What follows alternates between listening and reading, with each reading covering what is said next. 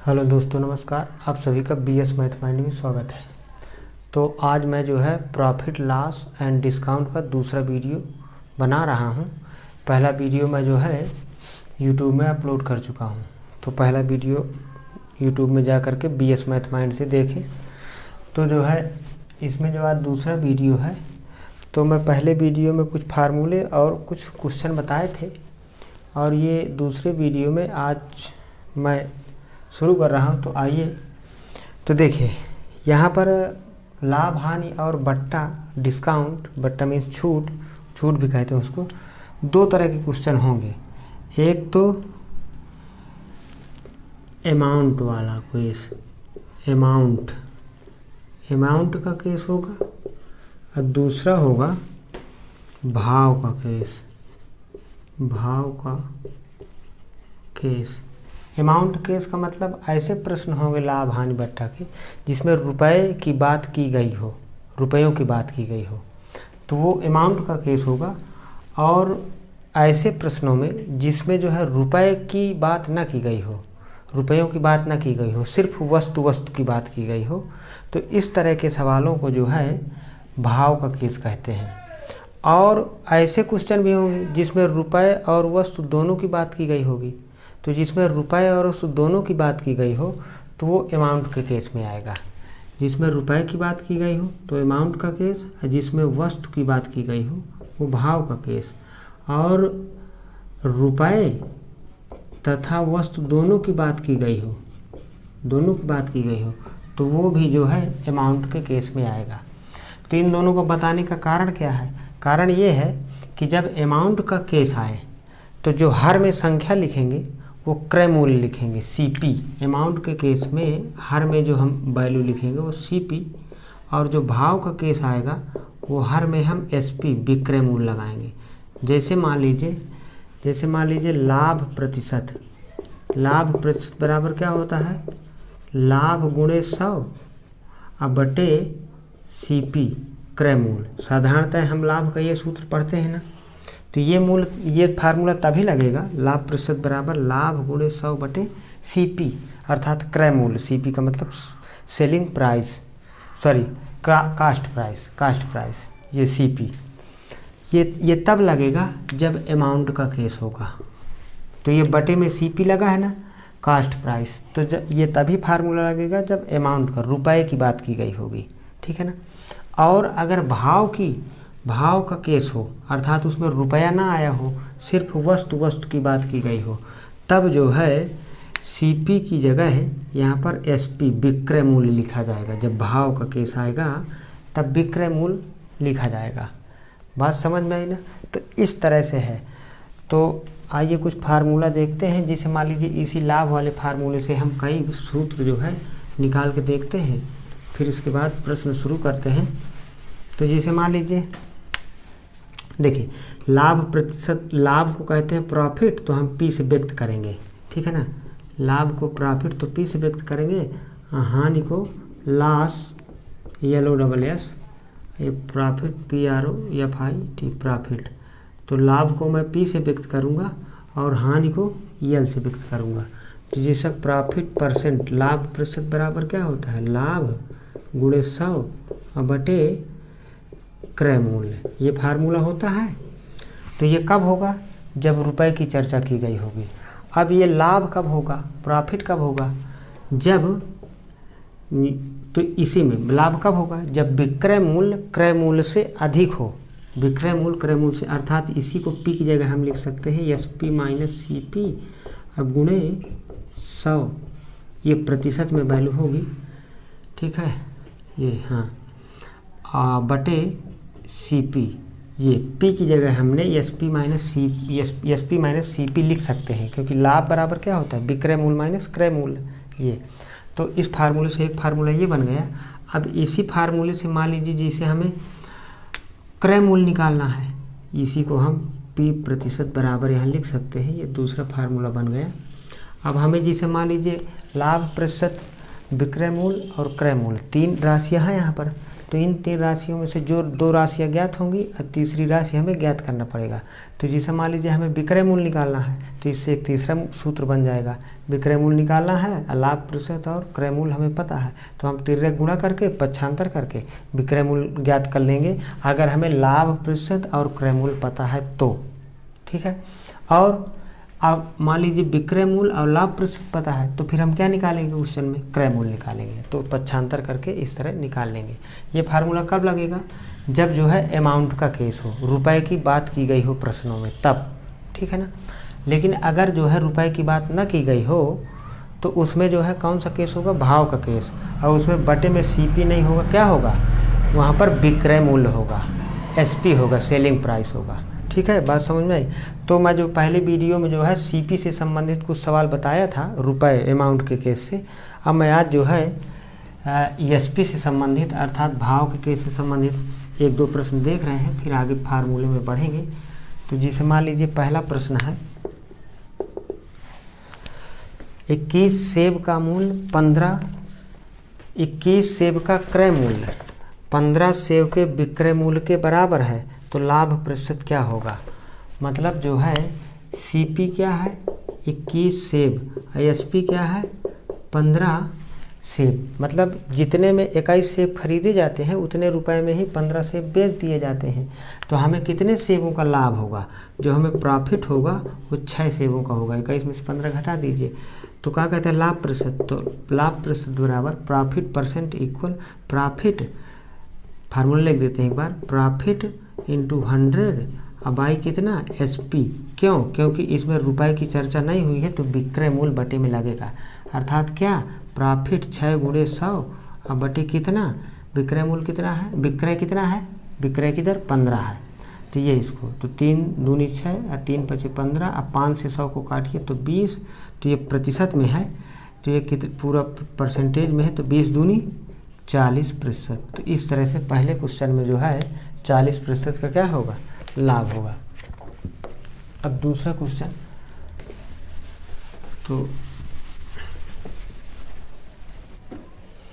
जैसे मान लीजिए दूसरा क्वेश्चन क्या कह रहा है कि 320 केले का क्रय मूल्य 320 केले का क्रय मूल्य 400 केलों के विक्रय मूल्य के बराबर है, तो हानि प्रतिशत क्या होगा? 320 किलो का क्रय मूल्य 400 किलो के विक्रय मूल्य के बराबर है, तो इसमें क्या होगा? हानि होगी। इसलिए वो कह भी रहा है प्रश्न में कि हानि प्रतिशत ज्ञात करिए, क्योंकि जितने में 320 रुपये केले खरीदे जाते हैं, जितने रुपए में, उतने रुपए में 400 केले बेचे जाते हैं, अर्थात हमें 80 किलो का नुकसान हो जाएगा, हानि हो जाएगी। तो यहाँ पर जो है लाश को हम यल से व्यक्त कर देंगे, तो 80 किलो का हमें नुकसान होगा। तो लाश प्रतिशत बराबर कितना? लाश इंटू 100 अब आई कितना? क्योंकि यहाँ पर रुपए की चर्चा नहीं की गई है, इसलिए कहेगा भाव का केस है, तो यहाँ पर क्या होगा? Selling price. तो ये इसमें जो है लाश कितना है? 80 किलो का इंटू 100 अब आई सेलिंग कितना है? विक्रय मूल्य जो है ये परसेंटेज में होगा 400 किलो का है, तो ये L%। तो ये कितना हो जाएगा? यहाँ से काट दीजिए इसको, तो ये यहाँ से 8 5 40, अब 5 से 100 को तो कितना? 5 विषय हम 100, तो लाभ वो हानि प्रतिशत बराबर कितना? हानि प्रतिशत बराबर इसमें भी 20% ही आएगा। हानि प्रतिशत इसमें जो है 20%। अब पहले सवाल में लाभ प्रतिशत था 40 आ रहा था। तो इस तरह से ये जो है भाव के केस के सवाल होंगे जिनमें रुपयों की चर्चा नहीं की जाएगी, इस तरह से।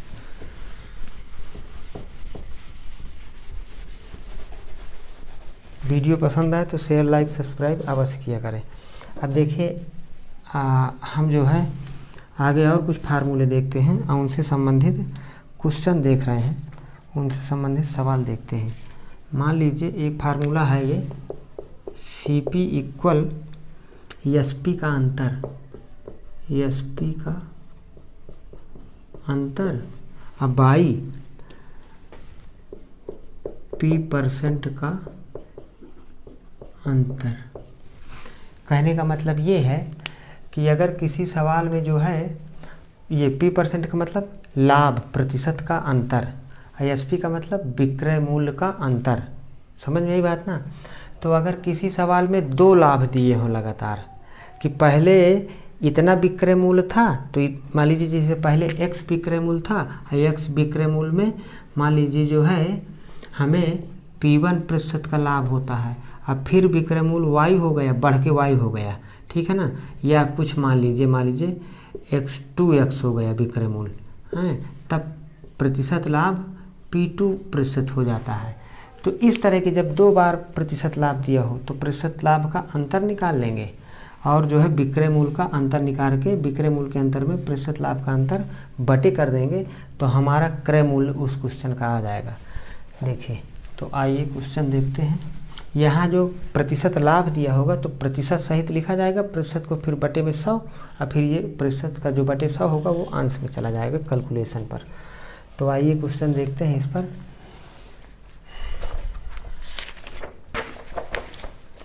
जैसे मान लीजिए इसमें कह रहा है यदि किसी वस्तु को 15% लाभ के बदले 20% लाभ पर बेचा गया होता तो विक्रय मूल्य 500 रुपये अधिक होता, वस्तु का क्रय मूल्य क्या है। मतलब 5% लाभ की जगह कितने प्रतिशत लाभ में, नहीं 15% लाभ की जगह, ये हमारा तीसरा क्वेश्चन है, 15% लाभ की जगह 20% लाभ में वस्तु बेची जाए तो विक्रय मूल्य 500 रुपया अधिक हो जाएगा।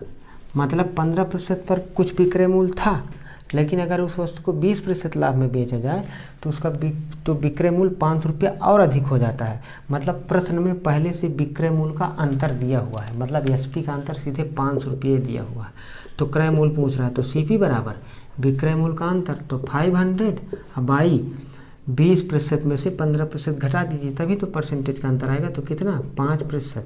अब ये जो है 500 अब 5, अब ये प्रतिशत का मतलब बटे में ये 100, तो ये बटे वाला 100 कहाँ चला जाएगा, ऊपर अंश में चला जाएगा यहाँ पर। तो इसको यहाँ से साफ कर देते हैं, ये इसको यहाँ से काट दीजिए, तो 5 से 500 काटेंगे तो 100 और 100 में 100 का गुणा करेंगे तो कितना 10,000 रुपये, अर्थात वस्तु का क्रय मूल्य कितना 10,000 रुपये होगा। तो सिंपल है क्वेश्चन, तुरंत हो जा रहे हैं, 10 सेकंड का समय लग रहा है। अब देखिए, अगर इसी तरह के सवाल में जो है लाभ न दे करके 2 लगातार जो है हानि दे दे, अगर 2 लगातार हानि दे दे तो फार्मूला यही लगेगा, यहाँ पर क्या लॉस का अंतर लिख देंगे, मतलब हानि प्रतिशत का अंतर लिख देंगे। जैसे एक क्वेश्चन देखते हैं इसमें,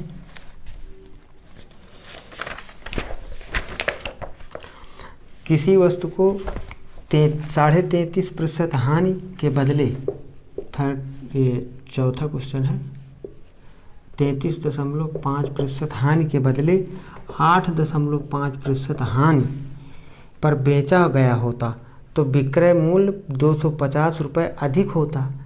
250 रुपये अधिक होता का मतलब पहले विक्रय मूल्य कुछ था 33.5% हानि में बेचने पर, फिर विक्रय मूल्य जो है 250 रुपये क्या हो गया, अधिक हो गया जब 8.5% हानि पर बेचते हैं। इसका मतलब ये जो 250 रुपये दिया है ये विक्रय मूल्य का अंतर पहले से प्रश्न में दिया है, तो ये 250 रुपये का, तो वस्तु का क्रय मूल्य क्या होगा, तो वस्तु का क्रय मूल्य सीपी बराबर 250 रुपये यहाँ पर अंतर दिया है एसपी का, तो हम सीधे क्वेश्चन लगा रहे हैं, तो सीपी बराबर एसपी का अंतर कितना है 250 रुपये प्रश्न में दिया है 250, अब बटे क्या हानि प्रतिशत का अंतर, तो 33.5% में 8.5% घटा दीजिए, तो 5 गए 0 और 33 में से 8 गया 25%।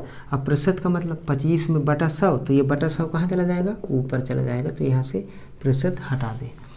25 से 250 को काटेंगे तो 10 बार और 10 में 100 का गुणा करेंगे तो 1000 रुपये, अर्थात वस्तु का क्रय मूल्य कितना है 1000 रुपये है। तो इस प्रकार से अगर 2 लाभ दिए हैं, उन 2 लाभों का और उनका विक्रय मूल्य का अंतर दिया है तो ये फार्मूला, या 2 हानि दिए हैं विक्रय मूल्य का अंतर तो यही फार्मूला लगेगा इस तरह से। आइए अगला, मैं जो है इस वीडियो में सारे सूत्र बताने का प्रयास कर रहा हूँ और फिर अगले वीडियो से फार्मूले नहीं बताए जाएंगे, सिर्फ क्वेश्चन जो है ट्रिक के माध्यम से हल किए जाएंगे।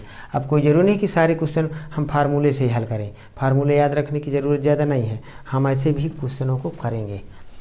तो अगला फार्मूला है, जैसे मान लीजिए सीपी निकालना है अगले प्रश्नों में भी, अगले फार्मूले में, तो एसपी का अंतर, एसपी का अंतर by profit percent plus loss percent, ये एक फार्मूला होता है। मान लीजिए किसी प्रश्न में लाभ प्रतिशत हानि प्रतिशत दोनों दिया है कि मान लीजिए इतने लाभ प्रतिशत पर विक्रय मूल्य इतना है और फिर इतने हानि प्रतिशत पर विक्रय मूल्य इतना है, तब ये फार्मूला लगाएंगे। और पूछे कि क्रय मूल्य क्या होगा उस कंडीशन में पूछेगा, तो फिर ये फार्मूला लगाएंगे, ठीक है ना। अच्छा, यहाँ पर 4 राशियाँ दी हुई है, लाभ प्रतिशत, हानि प्रतिशत और जो है विक्रय मूल्य का अंतर 3 हो गया, और ये क्रय मूल्य। तो इन चारों में से अगर कोई 3 दिया है ना और चौथी पूछ रहा है तब भी आ जाएगा। जैसे मान लीजिए क्रय मूल्य पहले से प्रश्न में दिया है, लाभ प्रतिशत हानि प्रतिशत दिया है, अब विक्रय मूल्य का अंतर पूछे तो यहाँ तीनों जगह वैल्यू रख देना है, ISP पक्षांतर करके हल कर लेना है तो क्वेश्चन हो जाएगा। तो देखिए, आइए क्वेश्चन देखते हैं इससे संबंधित।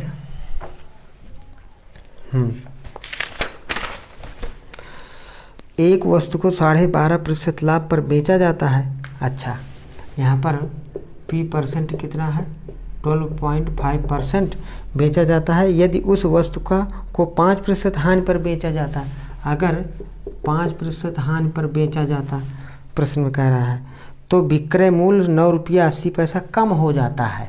अगर 12.5% लाभ पर बेचा जाता है और इसके बाद फिर 5% हानि पर बेचा जाता है, तो पहले जितना विक्रय मूल्य था उससे 9 रुपया 80 पैसा विक्रय मूल्य कम हो जाता है। अर्थात एसपी का अंतर कितना दिया है, 9 रुपये 80 पैसे दिया है। तो क्या पूछ रहा है इसमें, तो वस्तु का क्रय मूल्य ज्ञात कीजिए। तो हम सीधे फार्मूला CP इक्वल, तो अंतर कितना दिया, 9 रुपया 80 पैसा बटे लाभ प्रतिशत कितना है 12.5% प्लस हानि प्रतिशत 5%, तो ये 9.8 और इसमें प्रतिशत कॉमन ले सकते, दोनों को जोड़ दीजिए तो कितना हो जाएगा, ये 12×5 17.5%। अब प्रतिशत का मतलब 17.5 के बटे में 100 लगा दीजिए, तो ये बटे वाला 100 कहाँ चला जाएगा, उठ के ऊपर चला जाएगा, तो यहाँ से प्रतिशत हट जाएगा। अब एक अंक बाद दशमलव है, तो यहाँ एक अंक बाद दशमलव हटाएंगे तो 98 हो जाएगा, नीचे एक अंक बाद दशमलव हटाएंगे तो 175 हो जाएगा। अब इसके बाद जो है इसको काट देते हैं, तो 25 चौको 100 और 25 सत्ते कितना 175, 14 सत्ते 98, मतलब 7 से 98 को काटेंगे तो 14 आ जाएगा, 14 में 4 का गुणा कर देंगे तो 14 चौको 56 रुपये। अर्थात वस्तु का क्रय मूल्य कितना है 56 रुपये, 56 रुपये है। तो इस तरह से जो है ये क्वेश्चन हो गया। तो अच्छा, ये क्वेश्चन नंबर कौन था, देख लेते हैं कौन सा नंबर था, 5वां क्वेश्चन था ये जो है 5वां क्वेश्चन था, ठीक है। यहाँ शुरू किए हैं फिर ये इधर कर दिए हैं, तो आगे देखते हैं।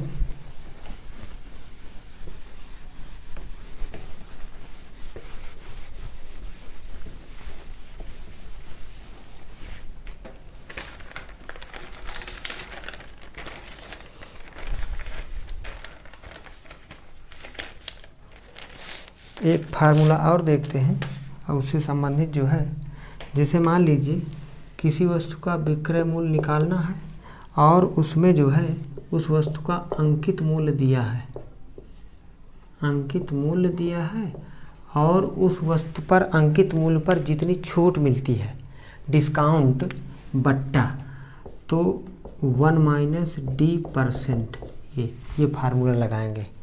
ये इस तरह, डी का मतलब डिस्काउंट बट्टा छूट, ये मतलब अगर किसी प्रश्न में किसी क्वेश्चन में कोई वस्तु है और उस वस्तु का अंकित मूल्य जो भी हो, जितना लिखा हो उस अंकित मूल्य पर जितनी छूट मिलती है वह उसका बट्टा कहलाता है। तो अंकित मूल्य दिया हो और वस्तु पर जितनी छूट मिलती है, जितने प्रतिशत छूट मिलती है वो दी हो, तो अब उसमें क्या पूछेगा, उसमें विक्रय मूल्य पूछेगा। क्योंकि विक्रय मूल्य ही क्यों पूछेगा, क्योंकि अगर बाज़ार से हम कोई वस्तु लेंगे, बाज़ार जाएंगे किसी दुकान में तो वस्तु खरीदेंगे ना, दुकानदार क्या करेगा, विक्रय करेगा, तो दुकानदार का विक्रय माना जाएगा वो। हम तो खरीद रहे हैं, क्रय कर रहे हैं, लेकिन दुकानदार उसको क्या करेगा, बेचेगा। तो इसलिए विक्रय मूल्य ही निकाला जाता है ऐसे क्वेश्चनों में। तो देखिए, अच्छा, इन तीनों राशियों में से कोई भी 2 दिया है और तीसरी ज्ञात करना है, तो इसी फार्मूले से, मान लीजिए SP विक्रय मूल्य निकालना है तो ऐसे लगाएंगे, अंकित मूल्य निकालना है तो क्या करेंगे, विक्रय मूल्य अब बटे 1 - D%, ये कर देंगे, समझ में बात ना। अब मान लीजिए बट्टा प्रतिशत निकालना है, अंकित मूल्य विक्रय मूल्य दिया है तो क्या करेंगे, तो उसको जो है अंकित मूल्य को बटे में ले आएंगे विक्रय मूल्य के, अब फिर D% बराबर कितना बता ही देता हूँ जी सर। जैसे मान लीजिए विक्रय मूल्य निकालना है तो ये सूत्र लगेगा, अब इसी सूत्र से 2 फार्मूले बन जाएंगे।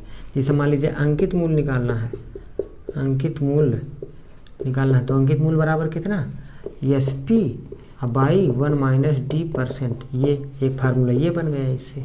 अब मान लीजिए हमें जो है बट्टा प्रतिशत निकालना है, अंकित मूल्य विक्रय मूल्य दिया है प्रश्न में, तो क्या करेंगे, इसको बटे में ले जाइए, इस अंकित मूल्य को SP के, तो क्या हो जाएगा, SP बाई अंकित मूल्य बराबर 1 - D%, तो D% को इधर ले आइए, तो D% बराबर डिस्काउंट परसेंट इक्वल कितना, 1 - SP बाई अंकित मूल्य।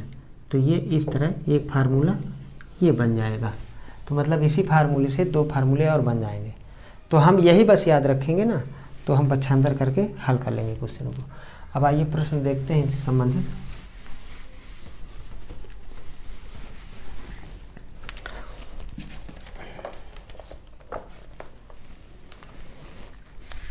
तो जैसे छठवां क्वेश्चन है, छठवां क्वेश्चन, तो इसमें क्या कह रहा है, किसी वस्तु का अंकित मूल्य 500 रुपये है, अंकित मूल्य कितना है, 500 रुपये, ठीक है, MRP कह देते हैं अंकित मूल्य को।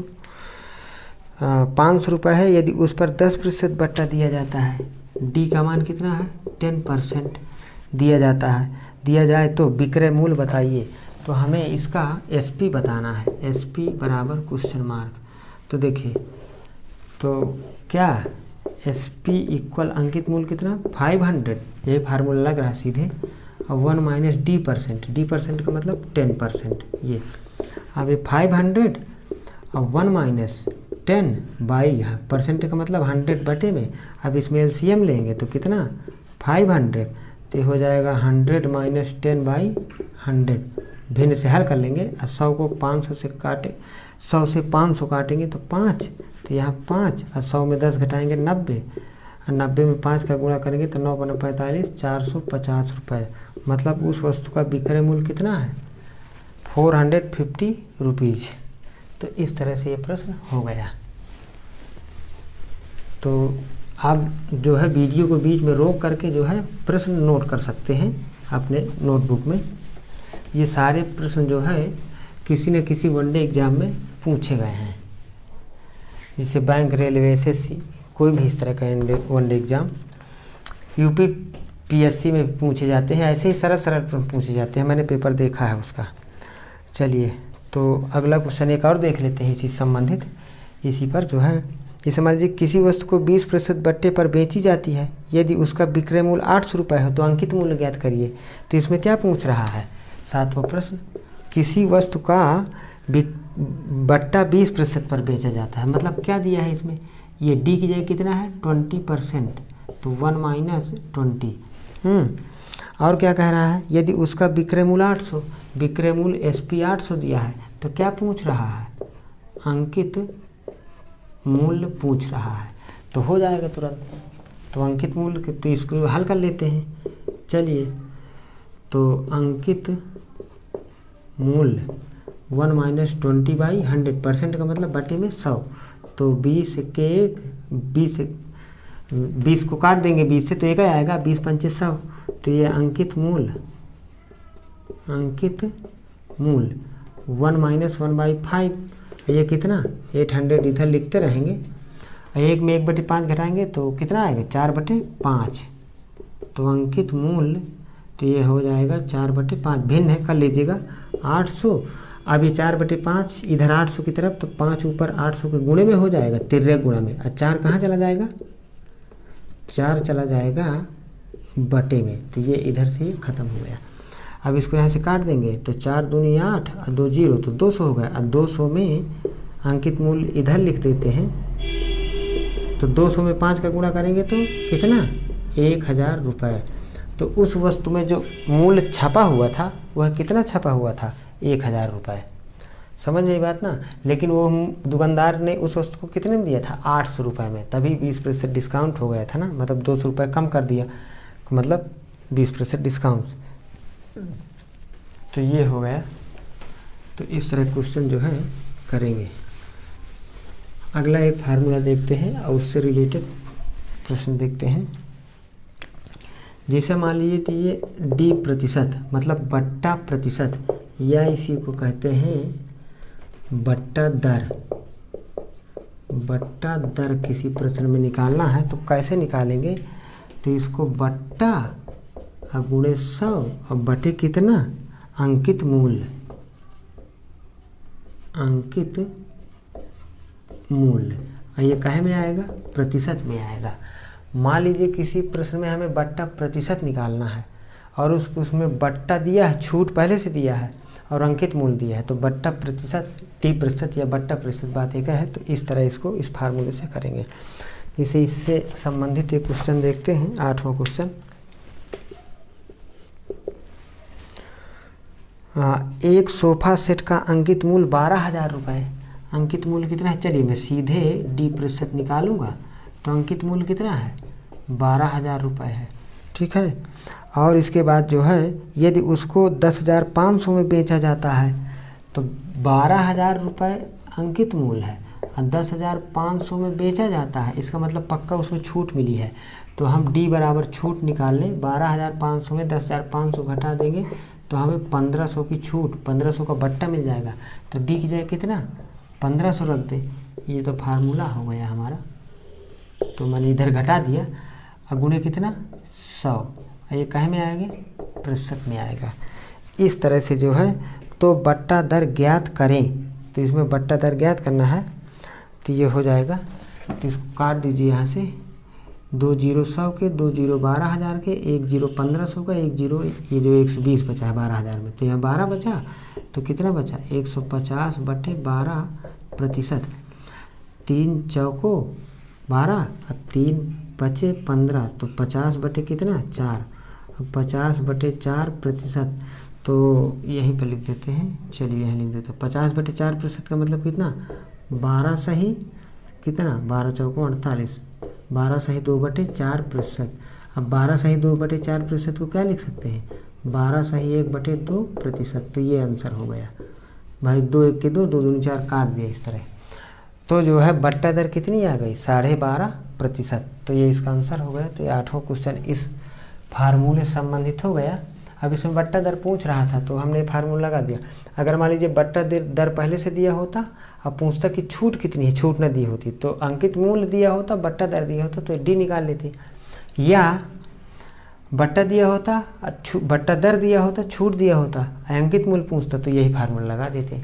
तो इस फार्मूले से 3 तरह के प्रश्न, जितनी अज्ञात राशि जिस राशि में होती हैं तो उतने तरह के प्रश्न उस सूत्र से हो सकते हैं। तो आइए एक फार्मूला और देखते हैं और उससे रिलेटेड जो है क्वेश्चन। जैसा अंकित मूल्य बराबर एक फार्मूला होता है बचत का अंतर, बचत का अंतर बाई बट्टा दर का अंतर, मतलब D% का अंतर, बट्टा दर का अंतर। तो ये जैसे मान लीजिए बचत का अंतर दिया है, बट्टा दर का अंतर दिया है, अंकित मूल्य पूछेगा ऐसे प्रश्नों में। या फिर अंकित मूल्य दिया है, बचत का अंतर दिया है तो D% पूछेगा। बात एक है, ऊपर जैसे प्रश्न है जो मैंने अभी बता दिया ना, ऊपर ये 8वां प्रश्न, उसी वही फार्मूला है, उसी से हमने बना लिया है इसको। बात समझ में ना। तो वही 3 फार्मूले बना सकते हैं, या तो वही फार्मूला जो अभी मैंने 8वें क्वेश्चन में बताया वही प्रयोग कर सकते हैं। ठीक है। तो इससे संबंधित एक सवाल देख लेते हैं। एक घड़ी विक्रेता अंकित मूल्य पर, 9वां प्रश्न है, एक घड़ी विक्रेता अंकित मूल्य पर 5% बट्टा देता है यदि वह 7% बट्टा दे तो बताइए 7 पहले 5 देता है, यदि वह 7 दे तो उसे पहले से उसे 15 रुपये कम लाभ होगा, पहले से। पहले 5% जब देता है तो कुछ लाभ होता है, फिर 7% जब देता है तो वो कुछ लाभ से 15 रुपये लाभ कम हो जाता है। तो अंकित मूल्य क्या होगा? तो अंकित